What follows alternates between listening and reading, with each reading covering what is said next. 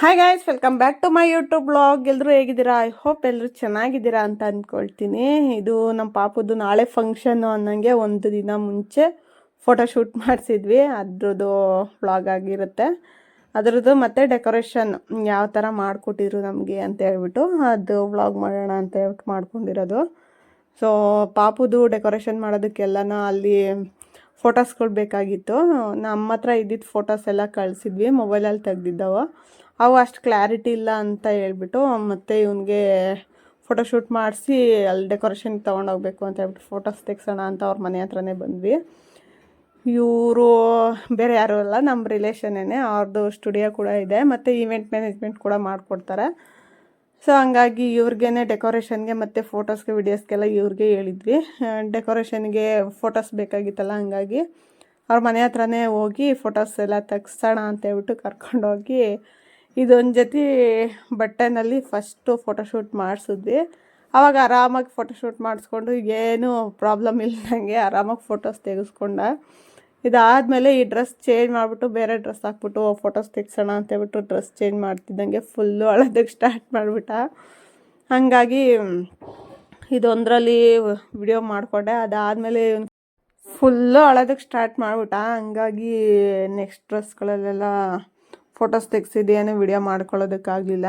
ಸ್ವಲ್ಪ ಅವನಿಗೆ ಸಮಾಧಾನ ಮಾಡಿ 1 ಅವರ್ 2 ಅವರ್ ಗ್ಯಾಪ್ ಕೊಟ್ಟು ಅವನಿಗೆ ತಿಂಡಿ ಎಲ್ಲ ತಿನ್ನಿಸಿ ಅವನಿಗೆ ಸಮಾಧಾನ ಆದಮೇಲೆ ಮತ್ತೆ ಫೋಟೋಶೂಟ್ ಮಾಡಿಸಿದ್ವಿ.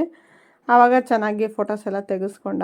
ಅದಾದಮೇಲೆ ನನಗೆ ಆ ಟೈಮಲ್ಲಿ ವಿಡಿಯೋ ಮಾಡ್ಕೊಳ್ಳೋದಕ್ಕೆಲ್ಲ ಆಗಲಿಲ್ಲ. ಅವ್ನು ಸ್ವಲ್ಪ ಯಾವಾಗಲೂ ನಗಿಸ್ತಾ ಇರಬೇಕು, ಮಾತಾಡಿಸ್ತಾ ಇರಬೇಕು ಅಂತ ಹೇಳ್ಬಿಟ್ಟು ನಾನು ಬೇರೆ ಫುಲ್ಲು ಗಬ್ಬಾಗಿ ರೆಡಿಯಾಗಿಬಿಟ್ಟಿದ್ದೆ.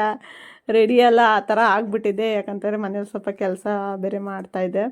ಹಂಗಾಗಿ ಫೋನ್ ತಗೊಂಡೋಗಿರಲಿಲ್ಲ.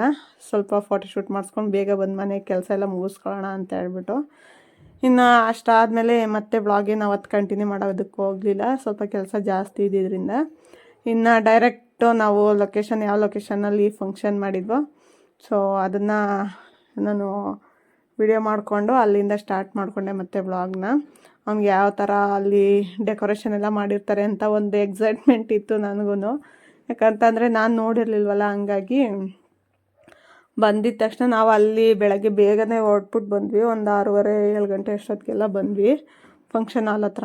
ಬಂದು ನೋಡಿದ್ವಿ. ನನಗಂತೂ ಆ ಫೋಟೋಸು ಆ ಡೆಕೋರೇಷನ್ ಎಲ್ಲ ನೋಡಿ ಸಿಕ್ಕಾಬಟ್ಟೆ ಇಷ್ಟ ಆಗೋಯ್ತು. ಇದು ಅವನು 9 ತಿಂಗಳು ಪಾಪುನಲ್ಲಿ ಇದ್ದಾಗ ತೆಗ್ದಿದ್ದು ಫೋಟೋ. ಅಂದರೆ ಅವನಿಗೆ ಮಂಡೆ ತೆಗ್ಸೋಕ್ಕಿಂತ ಮುಂಚೆ, ಕೂದಲು ತೆಗ್ಸೋಕ್ಕಿಂತ ಮುಂಚೆ ಫೋಟೋಸ್ ತೆಗ್ಕೊಳ್ಳೋಣ ಅಂತ ಹೇಳ್ಬಿಟ್ಟು. ಕೂದಲು ಅವಾಗೆಲ್ಲ ತುಂಬ ಚೆನ್ನಾಗಿತ್ತು, ಹಾಗಾಗಿ ಫೋಟೋಸ್ ತೆಕ್ಕೊಂಡಿತ್ತು. ಅದು ಬೇಕೇ ಬೇಕು ಫೋಟೋ ಅಂತ ಹೇಳ್ಬಿಟ್ಟು ನಾವೇ ಕೇಳಿ ಮಾಡಿಸ್ಕೊಂಡಿದ್ದು.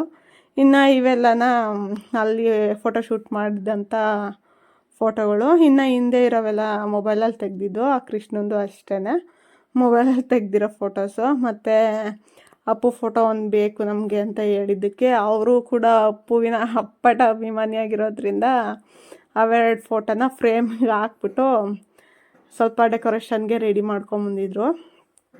ಸೊ ಹಂಗಾಗಿ ಇನ್ನು ಸ್ವಲ್ಪ ರೆಡಿ ಮಾಡ್ತಾಯಿದ್ರು. ಹಂಗಾಗಿ ಅಷ್ಟು ವಿಡಿಯೋ ಮಾಡಿಕೊಂಡು ಅವ್ರು ಪೂರ್ತಿ ರೆಡಿ ಮಾಡಾದಮೇಲೆ ಮತ್ತೆ ವಿಡಿಯೋ ಮಾಡಿಕೊಂಡೆ. ನನಗಂತೂ ಡೆಕೋರೇಷನ್ ತುಂಬ ಇಷ್ಟ ಆಯಿತು. ನಾವು ಹೇಳಿದ್ದು ಮಹಾಲಕ್ಷ್ಮಿ ಈವೆಂಟ್ಸ್ ಅವ್ರಿಗೆ. ಅವರು ಈವೆಂಟ್ ಪ್ಯಾರಡೈಸ್ 22 ಅಂತ ಒಂದು ಇನ್ಸ್ಟಾಗ್ರಾಮ್ ಪೇಜ್ ಇದೆ. ಅವರು ಮತ್ತು ಇವರು ಇಬ್ಬರು ಡಿಸ್ಕಸ್ ಮಾಡಿ ಈ ಡೆಕೋರೇಷನ್ ಮಾಡಿಕೊಟ್ಟಿರೋದು. ನಾವು ಫೋಟೋಸ್, ಪಾಪದ ಫೋಟೋಸ್ ಇರಬೇಕು ಮತ್ತು ಅಪ್ಪು ಫೋಟೋ ಇರಬೇಕು ಅಂತ ಹೇಳಿದ್ವಿ. ಹಂಗಾಗಿ ಅದನ್ನು ಅದೇ ಪ್ಲ್ಯಾನಿಂಗಲ್ಲೇ ಈ ಥರ ಡಿಸ್ಕಸ್ ಮಾಡಿಕೊಂಡು ಡೆಕೋರೇಷನ್ ಮಾಡಿಕೊಟ್ಟಿದ್ದಾರೆ. ಡೆಕೋರೇಷನ್ ಬಗ್ಗೆ ಅಷ್ಟೆಲ್ಲ ನಮಗೂ ಐಡಿಯಾ ಇರಲಿಲ್ಲ, ಬಟ್ ನೋಡ್ತಿದ್ದಂಗೆ ತುಂಬ ಖುಷಿಯಾಗೋಯಿತು ನನಗಂತೂ. ಹಾಗಾಗಿ ಇನ್ನು ಅದನ್ನೆಲ್ಲ ನೋಡಿಕೊಂಡು ತಿಂಡಿ ಮಾಡಿಕೊಂಡು ಮತ್ತು ರೆಡಿಯಾಗಿ ಫೋಟೋಶೂಟ್ಗೆ ಅಂತ ಹೇಳ್ಬಿಟ್ಟು ಕಾಯ್ತಿದ್ವಿ. ಇನ್ನು ಕ್ಯಾಮ್ರಾಮ್ಯಾನ್ ಇನ್ನೂ ಬಂದಿಲ್ಲ ಅಂತ ಹೇಳ್ಬಿಟ್ಟು ಅಷ್ಟೊತ್ತಿಗೆ ಹೋಗಿ ಪೂಜೆ ಮಾಡಿಸ್ಕೊಂಬಂದ್ಬಿಡೋಣ ಅಂತ ಹೋದ್ವಿ.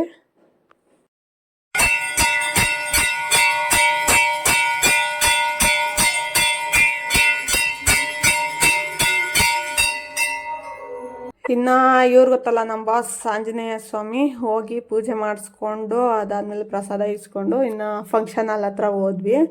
ಯಾಕಂತಂದರೆ ಬೇಗ ಈ ಕಾಸ್ಟ್ಯೂಮ್ಸಲ್ಲಿ ಫಸ್ಟು ಫೋಟೋಶೂಟ್ ಮಾಡಿಸಿ ಅದಾದಮೇಲೆ ಮತ್ತೆ ನಾವು ಡ್ರೆಸ್ ಚೇಂಜ್ ಮಾಡ್ಕೊಬೇಕಾಗಿತ್ತು. ಹಾಗಾಗಿ ಬೇಗ ಹೋಗಿ ಅಷ್ಟೊತ್ತಿಗೆ ಕ್ಯಾಮ್ರಾಮ್ಯಾನ್ ಕೂಡ ಬಂದಿದ್ದರು. ಫೋಟೋಸ್ ಎಲ್ಲ ತೆಗ್ಸಿದ್ವಿ. ಅದಾದಮೇಲೆ ಮತ್ತೆ ನನಗೆ ವ್ಲಾಗ್ ಕಂಟಿನ್ಯೂ ಮಾಡೋದಕ್ಕೆ ಟೈಮ್ ಸಿಗಲಿಲ್ಲ. ತುಂಬ ಜನ ಫಂಕ್ಷನಿಗೆ ಬರ್ತಾ ಇದ್ದಿದ್ದರಿಂದ ಅವ್ರನ್ನ ಮಾತಾಡ್ಸೋದು, ಅವ್ರ ಜೊತೆ ಫೋಟೋಸ್ ತೆಗೆಸ್ಕೊಳ್ಳೋದು, ಮತ್ತು ಅವ್ರನ್ನೆಲ್ಲ ಚೆನ್ನಾಗಿ ಮಾತಾಡ್ಸಿ ಕಳಿಸೋದು ಇದೇ ಆಗೋಯ್ತು. ಹಾಗಾಗಿ ಮತ್ತೆ ನಾನು ಫೋನಲ್ಲಿದ್ದೋ ನಾನೆಲ್ಲಿದ್ನೋ ಹಂಗಾಗ್ಬಿಟ್ಟಿತ್ತು. ವ್ಲಾಗ್ ಕಂಟಿನ್ಯೂ ಮಾಡಲಿಲ್ಲ. ನೆಕ್ಸ್ಟ್ ವ್ಲಾಗು ಮತ್ತೆ ಬರುತ್ತೆ.